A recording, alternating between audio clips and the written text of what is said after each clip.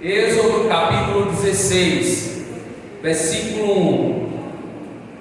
Quem achou, diga amém. Amém. O texto sagrado nos diz: partiram de Elim, e toda a congregação dos filhos de Israel veio ao deserto de Sim, que está entre Elim e Sinai.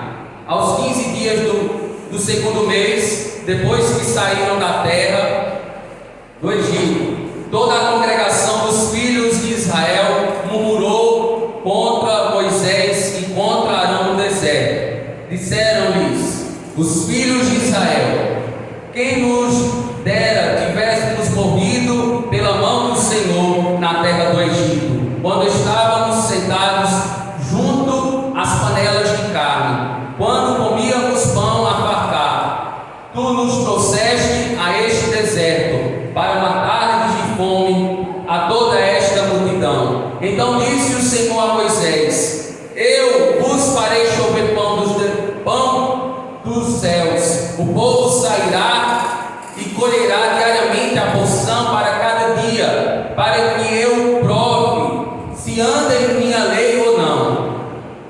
Ao sexto dia prepararam o que colherem, e será o dobro do que colhem cada dia. Versículo 6. Então disse Moisés e Arão a todos os filhos de Israel: à tarde sabereis que o Senhor vos tirou da terra do Egito, e amanhã vereis a glória do Senhor, porque ele ouviu as vossas murmurações contra o Senhor.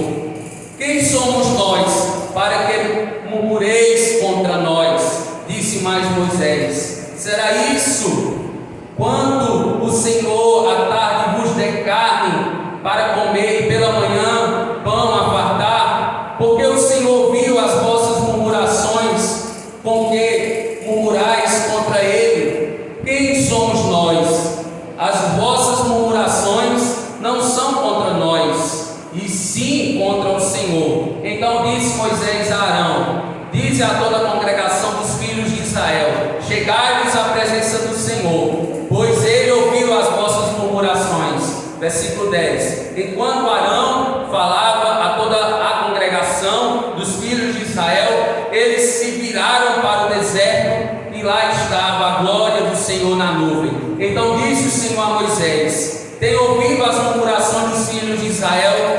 Dize-lhes: ao crepúsculo comereis carne, e pela manhã vos fartareis de pão. Então sabereis que eu sou o Senhor, o vosso Deus. À tarde subirão cordonizes e cobrirão o arraial, e pela manhã havia uma camada de orvalho ao redor do arraial. Quando se evaporou o orvalho caído sobre a face do deserto, estava uma coisa fina e semelhante a escamas, fina como a geada sobre a terra. Vendo-a, os filhos de Israel disseram uns aos outros: que é isso? Pois não sabiam o que era. Disse-lhes Moisés: este é o pão que o Senhor vos deu para comer. Esta é a ordem do Senhor: colhei dela cada um conforme o que pode comer, um homem por cabeça, segundo o número de vossas pessoas. Cada um tomará para os que se acharem na sua tenda. Até aqui. Continue com a sua Bíblia aberta, em nome de Jesus. Curva a sua cabeça. Pai, no nome do teu Filho amado Jesus Cristo, ó Deus, nós te pedimos que o Senhor, ó Pai, possa falar aos nossos corações nessa noite, ó Deus, a fim de nos edificar, a fim, ó Deus, de nos, ó Pai, consolar, nos confrontar, a fé que o Senhor nos deu, mediante o teu Filho Jesus Cristo. Pai, repreendemos qualquer outra presença que não seja a presença do teu Espírito Santo no nosso meio. O Senhor tem livre acesso aos corações, às mentes, e que essas mentes estejam cativas ao trono da tua graça, Pai. Que o Senhor possa entrar nos corações, achando morada, pousando, repousando, ó Deus, que o teu Espírito Santo, que aplica a salvação, que é o penhor da nossa salvação, possa soprar onde Ele quer soprar, possa vivificar quem Ele quer vivificar, porque Ele é livre na sua liberdade, e Ele sopra onde Ele quer soprar. Ele age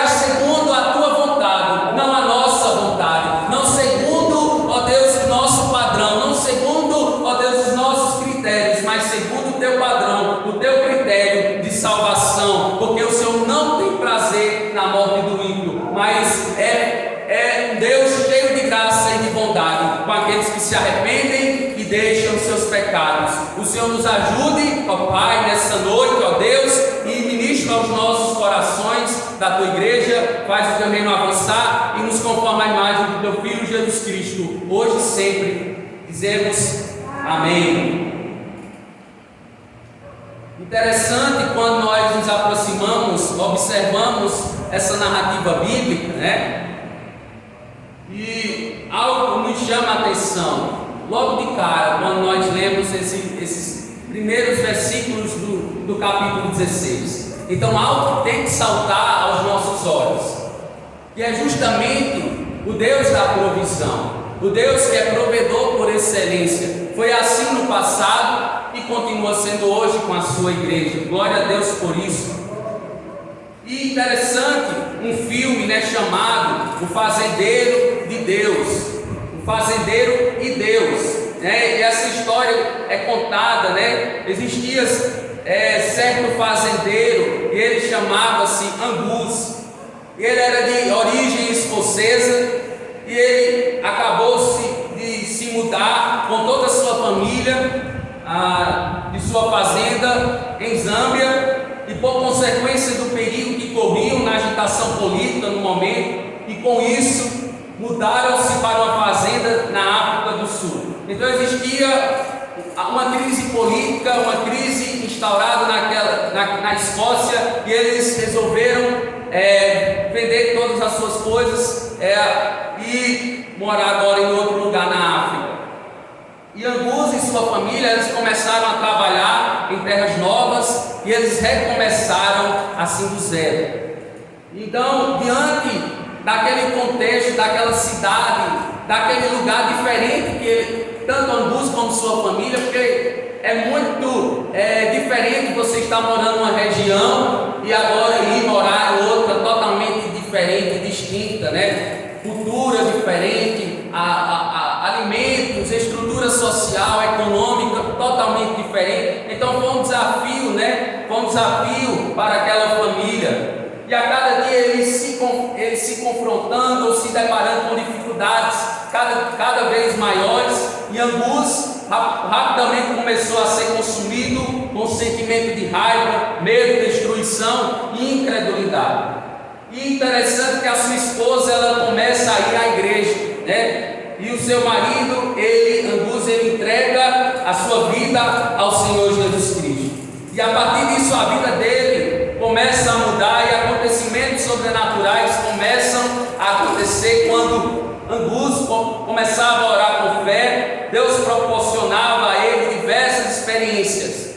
E Angus ele dava vários testemunhos para os fiéis em cidades vizinhas. Então observamos aqui a conversão de uma família para o Evangelho, né? Pessoas se converteram, estavam mudando de vida diante da dificuldade, quem sabe ainda de uma outra realidade. Eles mudaram de vida, mudaram espiritualmente falando, e familiarmente agora não estavam mais discutindo. Então houve as pazes, houve uma reconciliação familiar.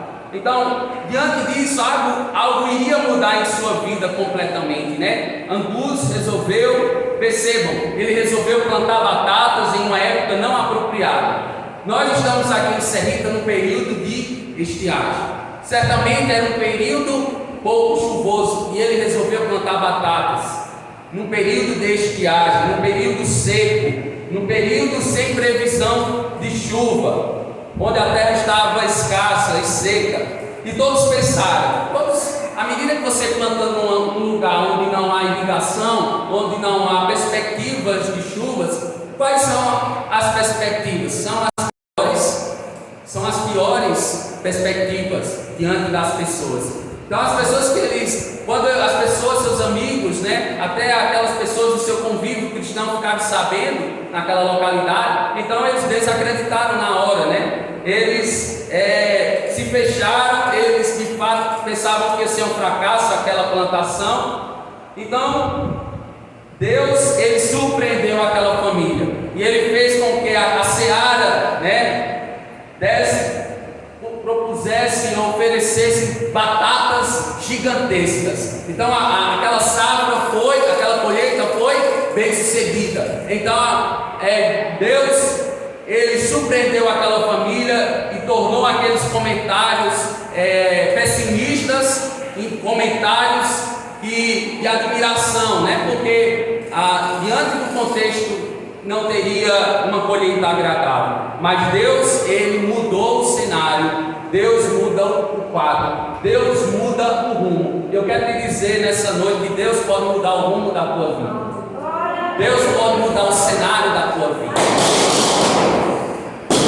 Deus pode mudar de forma radical o quadro, aquilo que você almeja, aquilo que você quer para a sua vida, aquilo que só você e Deus que conhece o mais escondido da sua alma, Ele pode realizar, Ele pode providenciar, porque Ele é o Deus que nos surpreende, Ele é o Deus todo-poderoso, é vivo, Deus vivo e verdadeiro, que proporciona todas as coisas segundo a sua vontade, segundo o seu querer. Paulo vai dizer que ele proporciona, ele efetua tanto o querer como o realizar, como o concretizar, segundo a sua boa vontade. Assim como uma luz resolveu plantar batatas em uma época não propícia, mas direcionado por Deus, nós observamos aqui o texto de Moisés. Ele provavelmente, humanamente falando, o direcionamento humano era o pior dos possíveis para Moisés, mas ele decidiu dar ouvido a quem? A Deus, em detrimento dos homens. E o que aconteceu? Ele liderou o povo de Israel no Egito, isso foi em 40 anos no deserto. Moisés foi o libertador da antiga aliança e foi extremamente usado por Deus, porque ele deu ouvido à voz de Deus. E o povo de Israel se encontrava no deserto de Sim. Observem aí na sua Bíblia que o povo ele estava onde? Ele estava no deserto de Sim. E quando falamos no deserto, geograficamente é um lugar como? Seco, sem água, sem recursos hídricos, sem vegetação, sem animais, sem alimento, num lugar onde não só existia o que? Terra, né? Não havia ninguém humanamente que poderia produzir água e alimento. E o deserto de Sim não era diferente. Lá era um ambiente vasto e hostil, em que só havia areia e pedra. E diante da murmuração do povo, os irmãos percebem que o povo aquele estava reclamando, ele estava insatisfeito, né? Ao lembrar que no Egito havia pão com fartura, onde eles foram escravos, eles diziam: Moisés, no Egito havia pão com fartura, pão em abundância. E eles se depararam em um contexto totalmente contrário, adverso, onde estavam sendo aflitos pela fome, pela sede, por necessidades das demais possíveis e reais, onde nem ao menos existiam migalhas de pão que eles pudessem se alimentar. E diante disso iremos meditar no seguinte tema essa noite: Deus faz a provisão em tempos difíceis. Vamos repetir comigo? Deus faz a provisão em tempos difíceis. Eu creio nisso. Quem crê nisso? Diga amém. Deus, Ele é o Deus que nos surpreende. Quais são as características da provisão de Deus? E aqui nós conseguimos elencar três verdades bíblicas, três verdades que nós conseguimos observar. E a primeira: a provisão é sempre divina. A provisão vem sempre de Deus. Ele é o agente provedor. Ele é o agente que proporciona aquilo que nós temos tão pouco ou quase nada. Ele realiza segundo a sua vontade. E o texto, observem aí o versículo 4, interessante, vai dizer o seguinte: disse, porém, o Senhor a Moisés: eu lhes farei chover pão do céu. O povo sairá e recolherá diariamente a porção necessária para aquele dia. seguia: com isso os porei à prova, para ver se seguem ou não as minhas instruções. Quando Deus dá uma ordem, quando Deus ele proporciona um regulamento, quando Ele proporcionou, por exemplo, os 10 mandamentos, Ele requer com isso obediência do seu povo e fé no direcionamento de Deus para as suas vidas. Então eles deveriam entender que Moisés era o agente de Deus humano, libertando aquele povo e proporcionando como um profeta, sendo porta-voz de Deus juntamente com Arão. E eles deveriam dar o quê? Ouvidos. Eles deveriam fazer o quê? Prestar atenção àquilo que deveria ser escutado, e com diligência e com prontidão. Infelizmente, ao longo na progressividade da revelação, a gente encontra muitos profetas que foram o quê? Perseguidos, foram mortos, foram torturados. Por quê? O povo da antiga aliança não deu ouvidos, mas foram o quê? Murmuradores, e caçaram os profetas, e muitos perderam a vida porque traziam palavras duras para o povo, denúncias, traziam exortações para o povo. E o que é que acontecia? O povo fechava os olhos, o povo simplesmente dava as costas para o povo, para os profetas de Deus. Mas Deus, em sua eterna providência, já havia realizado vários milagres diante do seu povo. O povo de Israel, ele participou da abertura do Mar Vermelho, onde, diante da impossibilidade humana, Deus age em prol da libertação do seu povo. Então Deus sinaliza, Deus ele revela a sua vontade, por mais que haja uma rejeição, muitas vezes, como o povo rejeitou Moisés, como o povo rejeitou a Arão, mas Deus ele sinalizou por intermédio dos seus servos, dos seus filhos, a fim de que pudesse aquele povo corresponder à misericórdia de Deus, porque se não fosse assim, eles seriam com isso punidos, receberiam o justo juízo de Deus. E muitas vezes a gente percebe que no decorrer da progressividade da revelação, a gente vê o povo padecendo, porque não deu ouvidos à voz de Deus, os santos profetas levantados por Deus. Pois bem, meus amados, quando o povo está peregrinando há 3 dias sem água, percebam aqui, eles estão 3 dias sem beber água, e após a libertação, Deus transforma as águas amargas em doces, e logo após o povo de Israel, ele pode desfrutar de 12 fontes de água no deserto de Elim, capítulo 15 de Êxodo, versículo 27, nós temos esse contexto anterior, onde sinaliza que Deus ele proporciona água em fontes amargas, que jorravam águas amargas. Deus vai jorrar agora fontes de água doce. Deus pode fazer isso, e Ele o fez por sua misericórdia.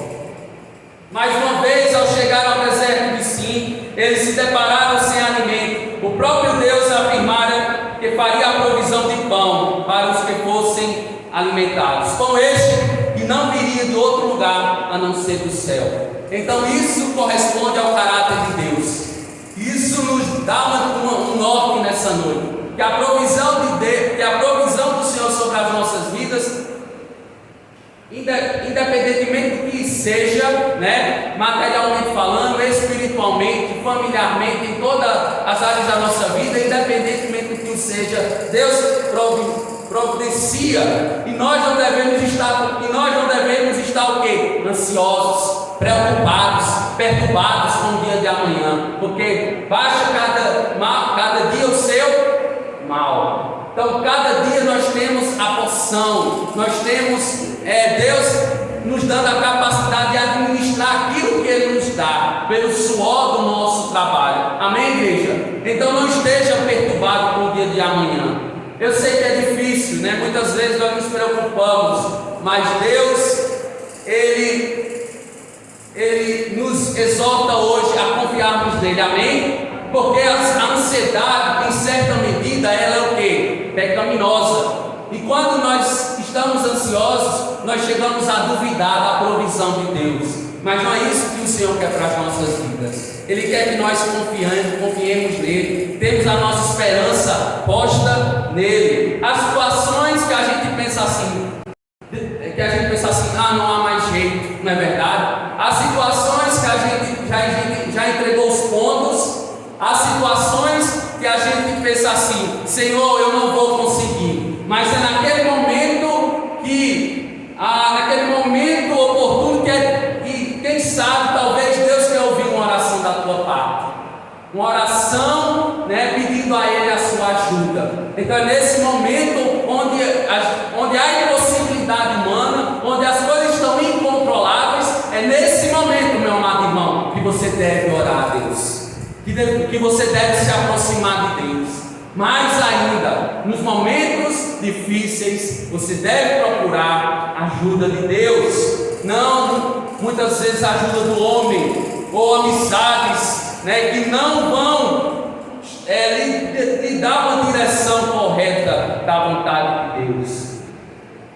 Então, quando a gente vê essa situação, nós lembramos do profeta Elias. Quem aqui não já refletiu, não já leu as narrativas do profeta Elias, em que o mesmo enviado por Deus a falar que haveria anos que não iria cair chuva, e o próprio Deus, ele orienta o profeta para se retirar e ir para o Oriente e se esconder junto ao ribeiro de Querite, não é verdade? Assim sua sede seria saciada no ribeiro, e Deus ordenaria os corvos que ali o sustentassem.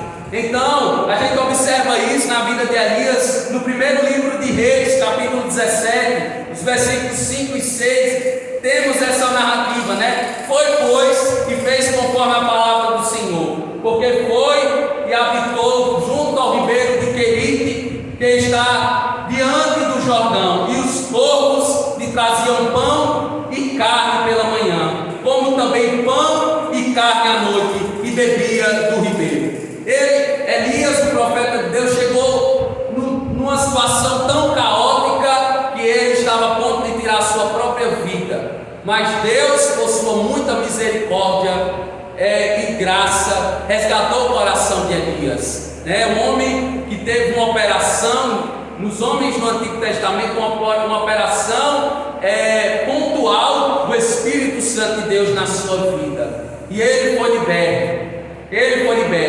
E meus amados irmãos, diante dessas explanações, entendemos que Deus se revela para mostrar que somente dele temos a provisão, amém? Somente do Senhor nós temos a provisão. Não existe outro meio para sermos salvos da fome ou de outras necessidades, senão pelo próprio Deus. A provisão é divina, porque Ele é divino. Então, busque ao Senhor, procure o Senhor, porque Ele é um Deus que de fato quer ser achado.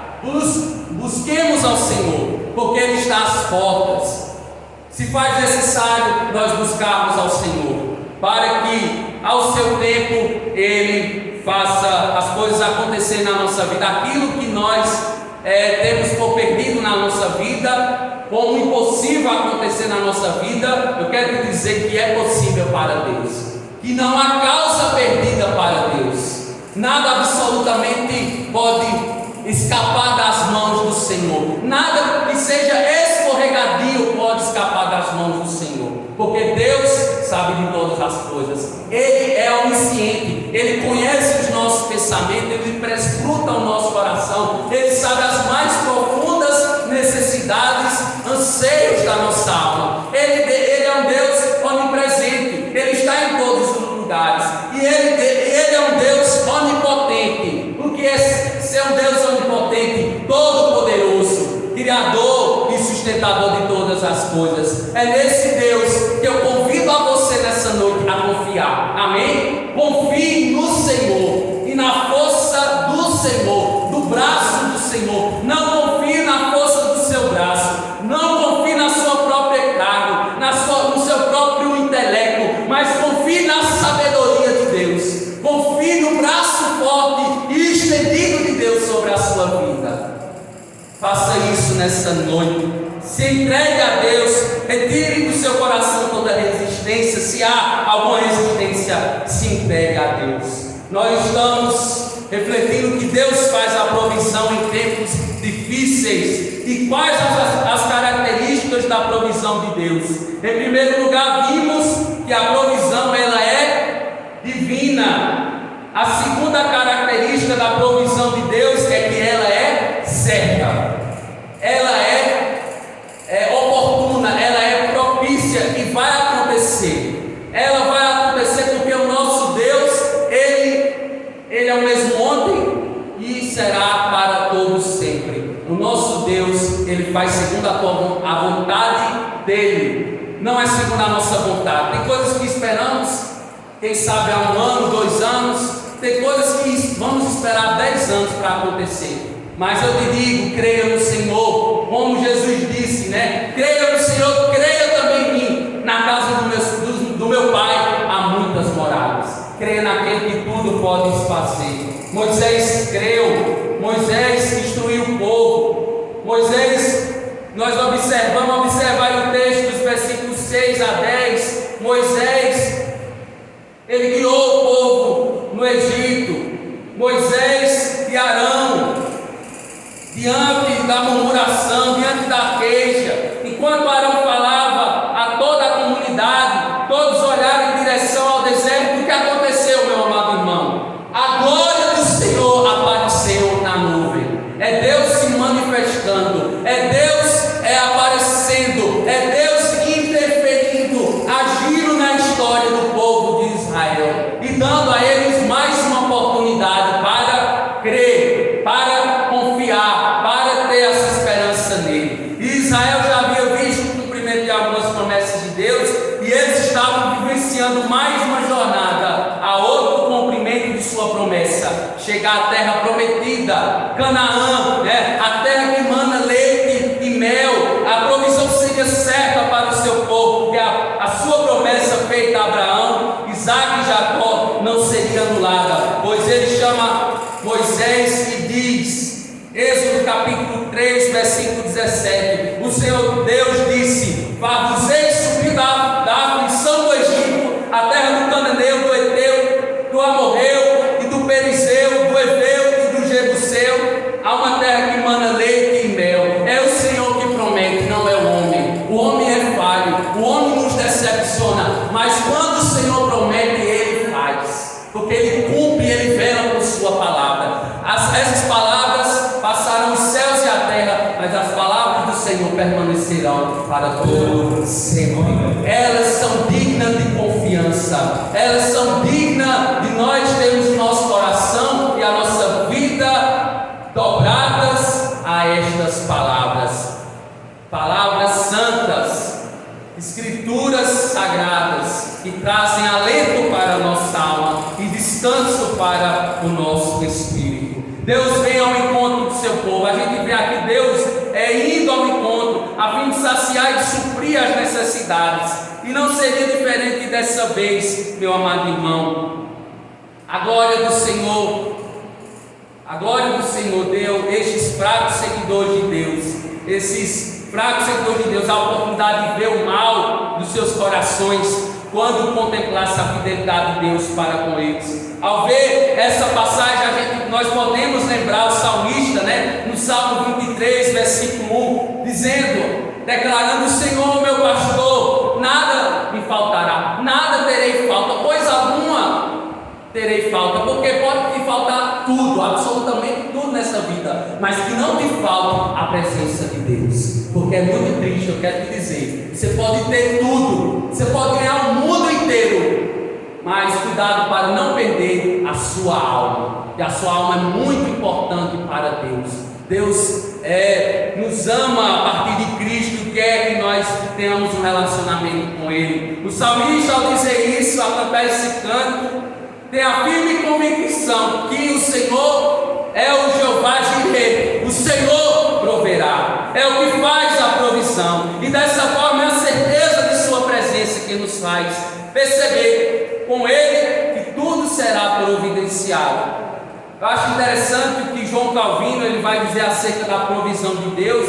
Ele diz o seguinte: Deus exerceu sua providência, lhe favorecendo riquezas. Não obstante, Davi confessa francamente não passar de uma pobre ovelha, com o intuito de fazer Deus o seu pastor. Eu quero te convidar nessa noite.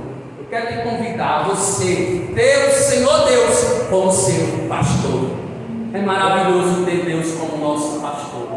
É maravilhoso ter Deus como aquele que zela, que cuida da nossa alma, aquele que vai nos conduzir em verdes pastos, vai nos conduzir às águas tranquilas, vai refrigerar a nossa alma e nos conduzir à vida eterna. É maravilhoso termos Deus como nosso guia, como nosso bom pastor por excelência. A glória de Deus é a certeza da provisão. Para o seu povo, é a demonstração física, meus amados, que o provedor está presente. Ele é o nosso pastor e nós somos as suas ovelhas. Meus irmãos, será que a gente tem crido na provisão de Deus? Eu pergunto isso porque nós estamos vivendo um tempo de escassez, né? Um tempo de crise econômica, um tempo de crise política, social, religiosa. Em todos os segmentos nós estamos vivendo um tempo de escassez. Por isso que eu quero te perguntar: será que você tem crido em Deus como provedor da sua vida? Será que você tem descansado nas promessas do Senhor para a sua vida? Porque o desejo do coração de Deus para a nossa vida é um desejo de paz, e não de confusão, e não de conflito, e não de tristeza. Deus quer derramar sua paz no seu coração, um coração que está demasiadamente, muitas vezes, preocupado com o dia de amanhã.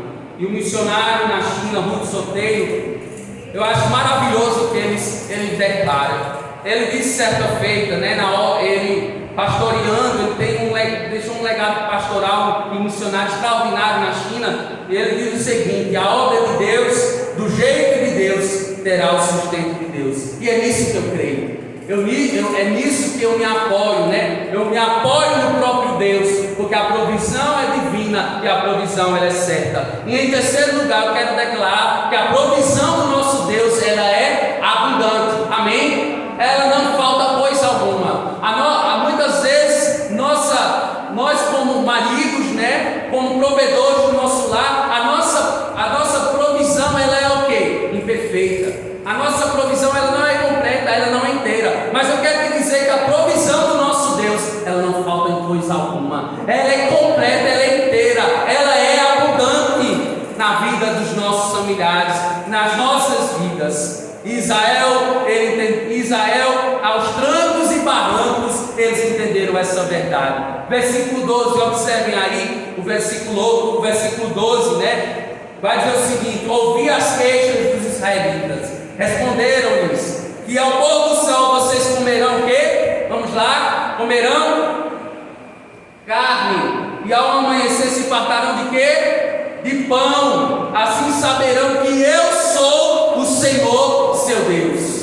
É o Deus que promete, é o Deus que age, é o Deus que intervém. E Israel pôde provar da provisão de Deus, sendo falho, sendo limitado, frustrando, né, os planos de Moisés, né, muitas vezes. O versículo 35, né, do capítulo 16, ele vai dizer o seguinte.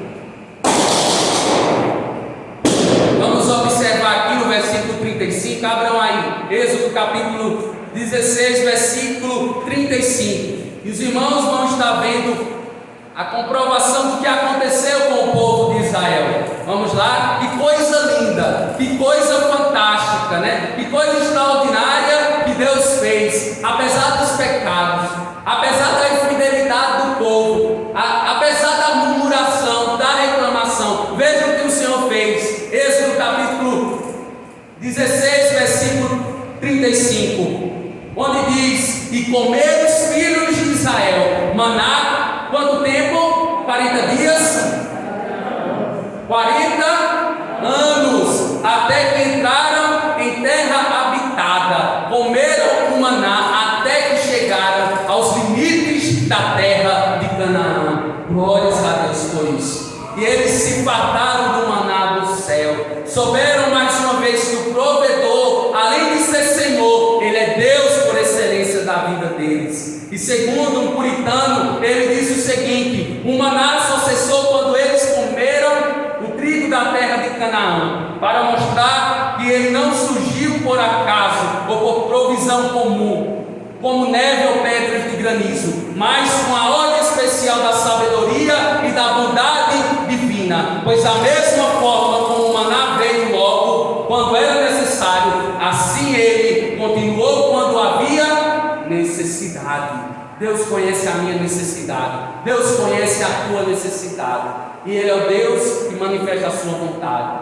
Ele é o Deus que providencia todas as coisas ao seu tempo, não ao nosso tempo. E Ele é o Deus que nos surpreende, nos dando além do que pedimos, né? Além, infinitamente mais do que pedimos ou pensamos, conforme o seu poder que opera através do Espírito Santo em nossas vidas. E dessa forma, a provisão é suficiente no tempo certo.